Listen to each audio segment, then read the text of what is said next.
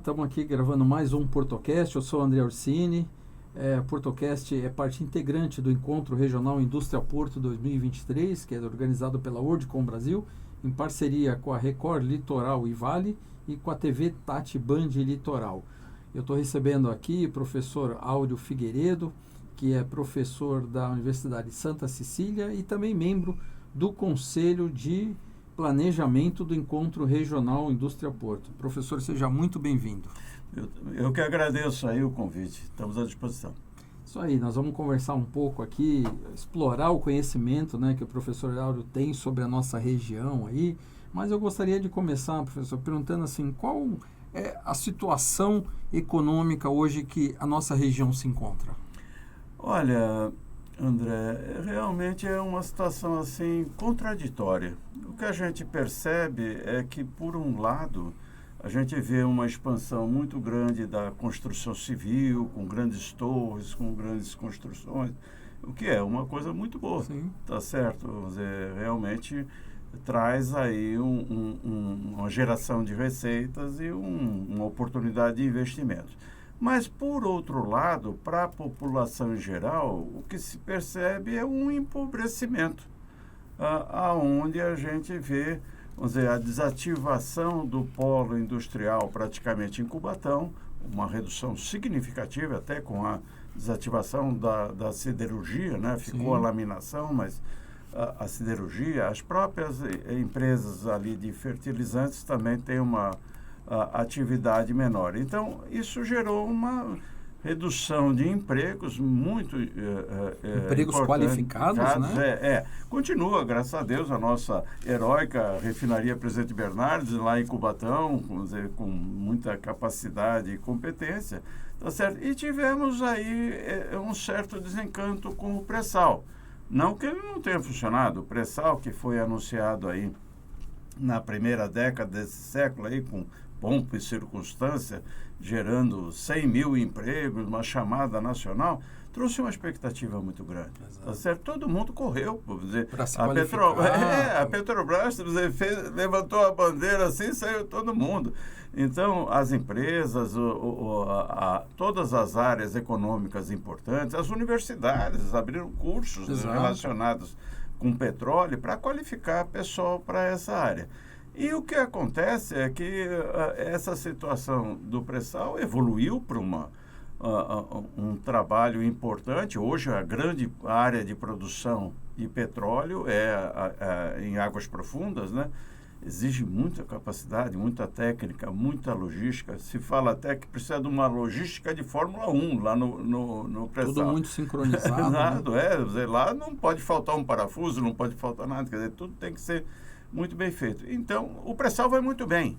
Mas o que restou aqui para a região foi, de uma certa forma, decepcionante. Vamos dizer, iam se fazer 3 torres aqui para uma unidade que foi criada, construiu-se apenas uma, que hoje já se fala até em uma redução de utilidade, tá certo? Nós tínhamos uma expectativa de o nosso aeroporto também atender, porque quem atende é Itanhaém, né? Atende o suprimento, o intercâmbio de pessoas, né? De trabalho, e poderia muito bem ser feito aqui a partir de Santos, que é até geograficamente mais perto, né? Então, essas coisas não aconteceram na sua totalidade. E isso, para a região, trouxe assim um certo desencanto, tá certo? Ou seja, repete-se, entre aspas, assim, uma situação que já ocorreu na Bacia de Campos. Vamos dizer, quando houve lá uma explosão de crescimento, também muito justa por conta da exploração de petróleo, mas aqueles municípios ali do Rio de Janeiro e do litoral, do Espírito Santo e do litoral do Rio de Janeiro, eles tiveram uma coisa perversa na economia. Então, criou-se um núcleo de riqueza muito forte, muito importante, e um cinturão de pobreza em volta. Então, esse é o grande enigma que tem que ser superado. Como fazer essa riqueza repercutir também para a região? Nós sabemos que são questões nacionais, que envolvem muitos protagonistas nisso, diversos municípios e tudo, mas não pode, no local onde está sendo gerada essa riqueza, vamos dizer, atrair uma quantidade imensa de pessoas que vivem, entre aspas, como satélites, vamos dizer, gravitando em volta desse núcleo de riqueza. Precisa se descobrir essa fórmula. E eu acho que é nesse sentido que a gente está trabalhando. Exato, me recordo aqui com a fala do professor Áureo, em 2004, eu como homem público, né, representava a cidade de Praia Grande, eu era secretário de Desenvolvimento Econômico, na Comissão Especial de Petróleo e Gás, que era a famosa CESPEG, né, que foi constituída na época pelo governador José Serra, né, para justamente analisar quais os impactos que daria a cadeia do petróleo na extração de águas em águas profundas, que é o caso do pré-sal, né? E me recordo que também na época falei bastante da minha experiência profissional, que fiz empreendimentos no Espírito Santo e também no Rio de Janeiro, nessa região da Bacia de Campos. E eu falava, a diferença que nós temos na Baixada para essas regiões é que elas estão muito distantes dos grandes centros urbanos. E a Baixada Santista, Santos e o entorno, está muito próximo da capital. Então, assim, a gente não teria um impacto negativo muito grande, porque a região, o rodoviário, a distância rodoviária era muito pequena. Mas eu acho que faltou um pouco de atenção da Petrobras. Porque, como o senhor falou, criamos grandes cursos, criou-se uma expectativa de uma geração de empregos qualificados que acabou não se efetivando. Muitas pessoas pegaram financiamento em faculdades para poder se graduar e depois não tiveram emprego, e a gente veio perdendo, né? Me recordo que a questão de 3 anos atrás, acabamos de perder a grande parte da operação de petróleos do aeroporto de Itaém para o aeroporto de Jacarepaguá, no Rio de Janeiro, onde a distância em voos era questão de 10 minutos a menos. Então, quer dizer, uma decisão totalmente política, né, em cima de uma operação da Petrobras, que prejudicou muito a região da Baixada, que tinha uma expectativa muito grande. Então, eu acho que realmente isso a gente tem que discutir, muito bem colocado. Eu acho que a indústria do petróleo não pode ficar de fora da nossa discussão. A Baixada Santista aqui, ela tem a sua importância no cenário nacional. A gente fala Porto de Santos, a gente tem que entender que grande parte da produção nacional entra e sai pelo porto. Mas, falando em porto, professor, a gente vai continuar batendo recorde no Porto de Santos? Olha, essa é uma perspectiva. Isso tem o passado recente, né, e atual. O momento atual está mostrando, né, um crescimento de volume de movimentação. Isso é uma coisa muito importante e muito bem-vinda, que haja esse crescimento. Mas o que acontece é o seguinte, estamos exportando e importando mais de produtos de baixíssimo valor agregado, tá certo? Então, a exportação de granéis, principalmente vegetais, tá certo, que poderiam ser processados aqui no Brasil, tá certo? E gerar realmente uma porção da riqueza. Quer dizer, na exportação desses granéis, nós estamos gerando empregos no exterior. Exato. Tá certo? E a importação, que infelizmente ainda não foi superado, mas poderia ser muito atenuada, de fertilizantes, tá certo? Também são produtos que são poluentes, produtos assim, de convívio difícil, vamos dizer, com uma cidade onde temos o nosso porto, e que até com riscos aí que precisam ser muito bem controlados. Vamos dizer, a questão, por exemplo, do nitrato de amônio, teve aquele acidente imenso lá por erros e outras situações lá em Beirute, mas isso nos traz um alerta, porque não foi a primeira vez que isso aconteceu. Há registros, né, decenais, a cada 10 anos tem uma explosão dessa em algum lugar do mundo. Então, é preciso um cuidado muito grande. A exportação dos granéis vegetais, ela também tem um risco muito grande, tá certo? Porque esses granéis, essas poeiras em suspensão, elas são explosivas, Sim. Tá certo? Então, imaginem uma situação, por exemplo, até de uma eletricidade estática, tá certo? Uma eletricidade que pode ser um roçar num avental, gerar uma faísca e você ter uma explosão. Então, todo mundo está olhando para isso, as empresas estão muito cuidadosas, o pessoal da engenharia trata isso como um desafio. Então, nós vemos um crescimento muito grande dessas operações e elas têm, vamos dizer, um valor agregado menor, deixam de gerar recursos que poderiam ser feitos no Brasil, em vez de exportar soja, por que não exportar o óleo, eventualmente, ou utilizar produtos derivados disso, né? E mesmo a importação de fertilizantes poderia ser. Nós temos algumas coisas que não tem no Brasil, ponto, tem que vir de fora. Agora, tem muita coisa que podia ser feita aqui no Brasil pelo desenvolvimento de atividades de mineração nesse sentido. Isso evitaria ficar transitando com caminhões, todos esses produtos, ruídos, barulho, ruídos, né? Poluição, tá certo? Incômodos diversos e tudo. E eu acho que, quer dizer, aí tem muito a avançar nessa área. Aí a gente chega à conclusão que é hora de instalar o Porto Indústria aqui na nossa região? Já passou, já passou, realmente, vamos dizer, isso apenas dos grandes trabalhos que tem sido feito. A Associação de Engenheiros e Arquitetos tem desenvolvido aqueles seminários, uma sequência de seminários de hidrovia já, porque é o olhar para a hidrovia, mas integradas a portos multimodais, tá certo? Com distritos industriais acoplados.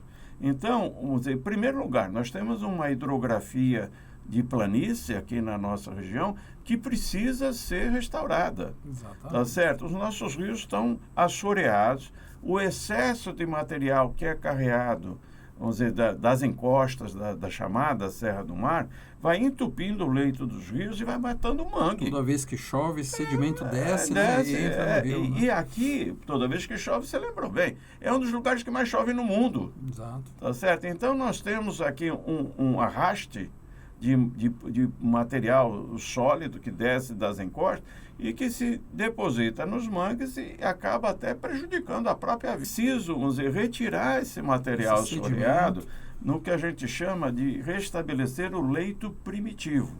Então, tem sempre um olhar assim, muito suspeito quando se fala, vai limpar o rio, vai dragar o rio, vão arrebentar tudo, coisa e tal e tudo. Mas isso não precisa, porque o Ministério Público é muito rigoroso, os órgãos ambientais têm esse olhar aí de responsabilidade em relação ao trabalho.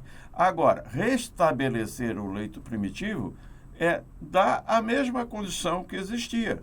Ou seja, você tira o excesso de material que sedimentou, separa esse material. O que é orgânico fica ali mesmo, porque é nutriente para aquela vida dos mangues. E o que é um material mineral, então ele vai ter um destino adequado dentro de uma utilização, porque todos os prédios que estão sendo construídos usam areia, usam pedra e tal, que vem de fontes industriais. Então, a própria limpeza que se faça nessas condições pode gerar agregados que sejam úteis para o crescimento da sociedade. Então, esse é um olhar importante, né, dentro dessa visão de porto-indústria, porque a hidrovia é naturalmente uma fonte de um modal de transportes, né, que tem que ser considerado aqui nessa interação com o porto. E com isso, o Porto Indústria vai sim dar uma contribuição nesse trabalho. Isso que o senhor está falando é importante e para as pessoas saberem, onde eu faço há 18 anos o licenciamento ambiental do Complexo Andaraguá, antigamente, há 50, 60 anos atrás, exportava banana em ligação com o Porto de Santos através de barcaças, utilizando o rio. Sim. Isso ali já foi área utilizada para isso. Então a banana ela era colhida e ali ela entrava numa barcaça e a barcaça trazia até o porto que exportava para a Europa. Então essa operação nós já tivemos. Não é nada que a gente estaria inventando. É questão de recuperar, como o senhor bem colocou, o leito primitivo. Né? E tem mais uma coisa muito importante, dizer, que é restabelecer um depósito de água doce, água natural. Exato. Essa chuva imensa que cai aí que inunda tanto São Vicente. E é uma coisa preciosa, é uma água preciosa. E ela uma parte vai para o interior e outra parte vem aqui para o estuário e vai para o mar. Exato. Quer dizer, nós estamos perdendo um elemento extremamente precioso. Nós temos 27 mananciais aqui na Baixada, possíveis de utilização para água potável, e temos essa água que praticamente está sendo desperdiçada. E outra coisa importante que o senhor colocou, a questão do sedimento separado da parte da construção civil, a gente tem que lembrar que a Baixada Santista ela tem um déficit habitacional de 115 mil unidades. Dessas 115 mil, 45 mil são unidades que a gente chama de área de risco, pessoas que moram sobre palafitas, sobre áreas muitas vezes invadidas, em condições subhumanas. E um dos fatores que tem a Baixada Santista chegar a esse número é que o custo da construção civil aqui na Baixada é mais caro. Hoje, nós não temos aterro suficiente para construir um empreendimento, nós temos que importar. Isso, o custo da importação rodoviária é muito alto. E a gente tem um material ali que está prejudicando, né, o desenvolvimento da Baixada, prejudicando algumas cidades, como citei São Vicente, que com 15 minutos de chuva acaba inundando, em razão do rio não estar desassoreado, que a gente poderia resolver. Então, acho que são uma série de fatores aí que, trabalhando junto, a gente vai ter um resultado muito positivo. Agora, professor Áureo, me diz uma coisa, e como é que o Indústria Porto, na sua visão, pode contribuir para o desenvolvimento de tudo isso que a gente tanto fala na Baixada? Você vê, Ursini, com alegria eu participo aí de comitê aí que assessora esse trabalho, porque eu acredito muito nele. E ali nós percebemos, tem gente de primeira qualidade. E mais do que isso, além da capacidade, competência, experiência das pessoas, eu trabalho com o Porto há 52 anos. Quer dizer, temos aí, vamos dizer, um caminho já percorrido, e principalmente a minha origem era na ferrovia, na área ferroviária do Porto. Vamos falar dela agora. Vamos falar dela.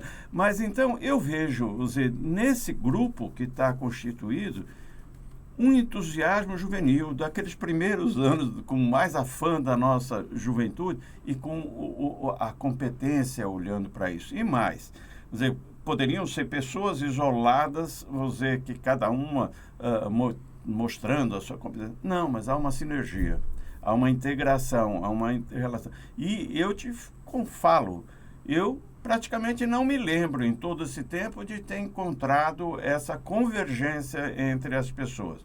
Quer dizer, com a própria autoridade portuária participando aí de questões que vêm sendo tratadas também, tá certo? A gente percebe, a sociedade está pronta para contribuir para esse desenvolvimento. Mas, infelizmente, ainda existe uma tradição de as decisões serem tomadas lá em Brasília, não que tem pessoas lá incompetentes, mas lá não tem porto. Exato. Então, esse olhar aqui do que acontece assim, dessas pessoas que têm experiência de bordo, de costado e de produção, sabem o que acontece nas embarcações, sabem o que acontece no cais e sabem as imensas condicionantes que tem no trabalho portuário, a automação, o olhar para os trabalhadores, como isso se envolve, tudo. Então, ele é muito importante, tá certo? Vejam bem, a gente pensa, vocês, de uma certa forma, como pelo olhar do empresário. Você é um grande empresário, tantos outros estão aqui na região contribuindo para o crescimento. E eu olho também, todos olhamos com muito cuidado para o trabalhador.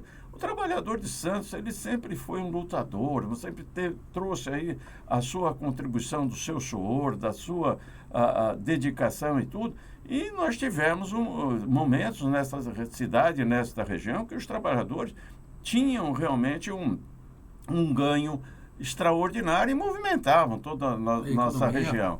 Então, hoje, isso, até por força da automação, acabou tendo uma atenuação. E nós temos que ter um olhar para isso.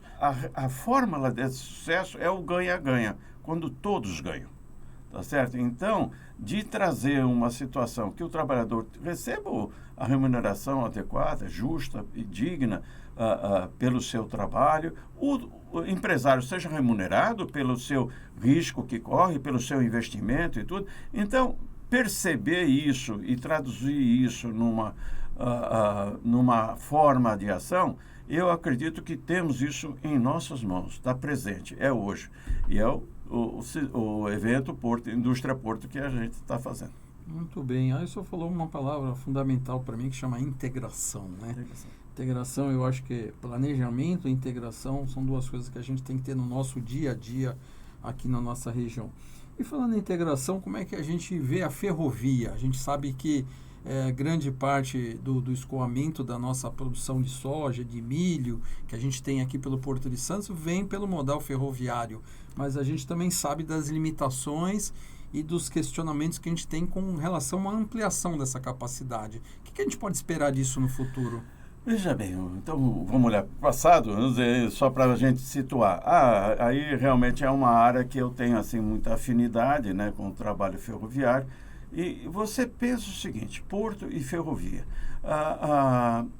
Durante 350 anos, desde o início, desde o descobrimento do Brasil, Santos sempre teve porto, atividade portuária, com uma certa limitação, porque não tinha escoamento para o Planalto. Tá certo? Até meados do século XIX, 1850, a pessoa recebia tudo aqui em tropas de lombo de burro pela Serra do Mar. Em 1860, vamos dizer, quando se instalou a ferrovia, a inglesa, né, a ferrovia que trouxe realmente assim todo esse desenvolvimento, mudou completamente. A primeira coisa que aconteceu quando a ferrovia se instalou foi uma encrenca que não é muito lembrada, que foi a Guerra dos Trapiches. Sim. Porque no porto, como é que se acessava o navio? O navio não podia encostar nas margens, porque não tinha calado.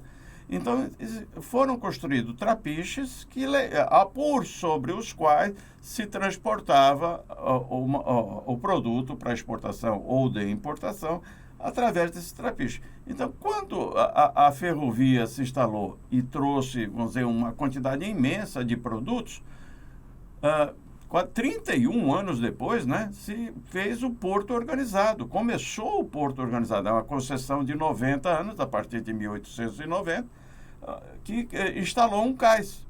E a hora que instalou um cais, não tinha mais por que ter trapiches. Isso deu uma confusão que gerou ali uma história. Mas veja bem, a ferrovia, a partir daí, então, nos diversos sistemas que foram implantados, que conseguiram com muita capacidade vencer um desnível de 800 metros que nós temos aqui, é um paredão, tá certo? Então, trouxemos, vamos dizer, através desse investimento dos ingleses, da SPR, né, São Paulo Railway, isso aumentou, isso desenvolveu. É como abrir a cortina do cinema, vamos começar a passar a sessão agora. Tá certo? Então, trouxe um crescimento assim extraordinário. E aí, nós tivemos uma divergência já no início do século XIX com a construção da linha da Sorocabana, só que ela veio em bitola métrica. A ferrovia que foi construída pelos ingleses tinha a bitola larga, que é de 1,60 m. Então, você já tinha... Naquela época já usava 1,60 m. Já usava. O padrão original é 1,60 m. Então, até hoje é estabelecido, em termos de implantação de novas ferrovias, a bitola oficial é 1,60 m, chamada bitola larga. Então, aqui no Porto de Santos, adotou-se uma solução tipo jabuticaba, que é a ferrovia de bitola mista. Para não fazer com 4 trilhos, que seria uma complicação imensa, fizeram com 3. Então, um dos trilhos serve alternadamente ao trem de bitola métrica e ao trem de bitola larga. Bitola métrica de 1,20 m. De um metro.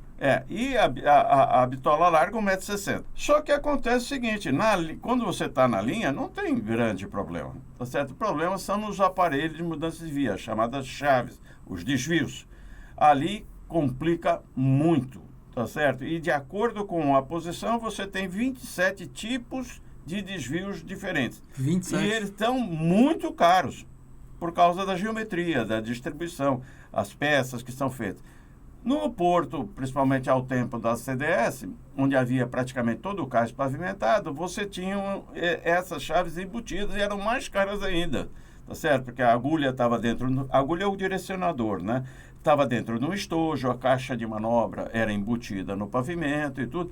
Mas era uma solução que foi adotada assim, de uma forma assim, muito inteligente. E as locomotivas, algumas tinham 2 engates.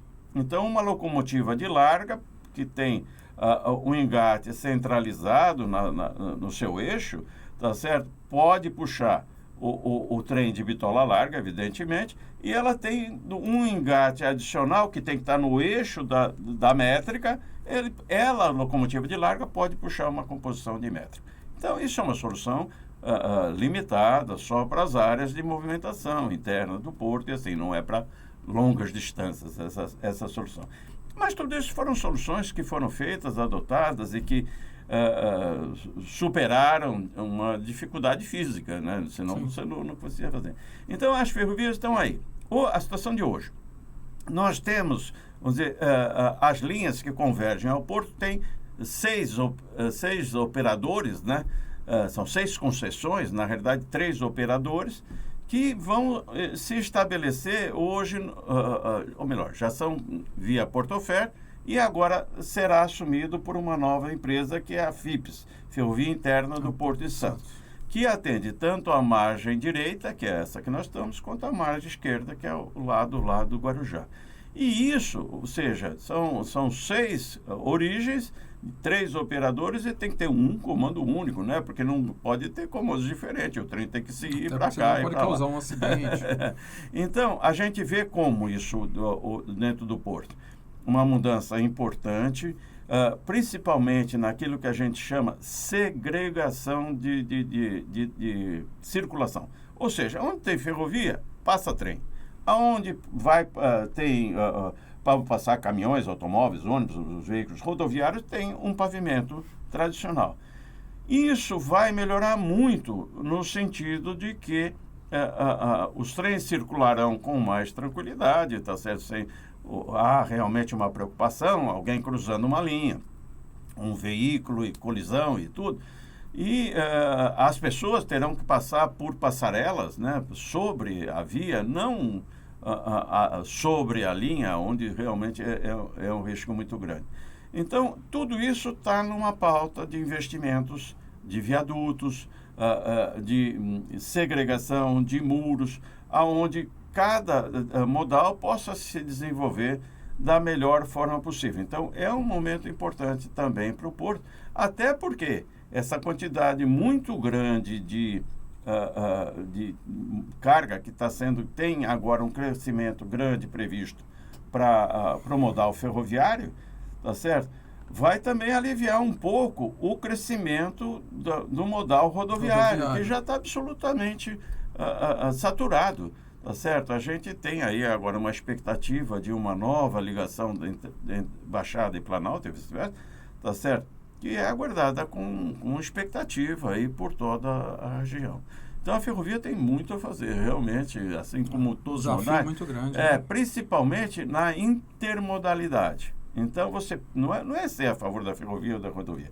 Cada um faz o que tem de melhor.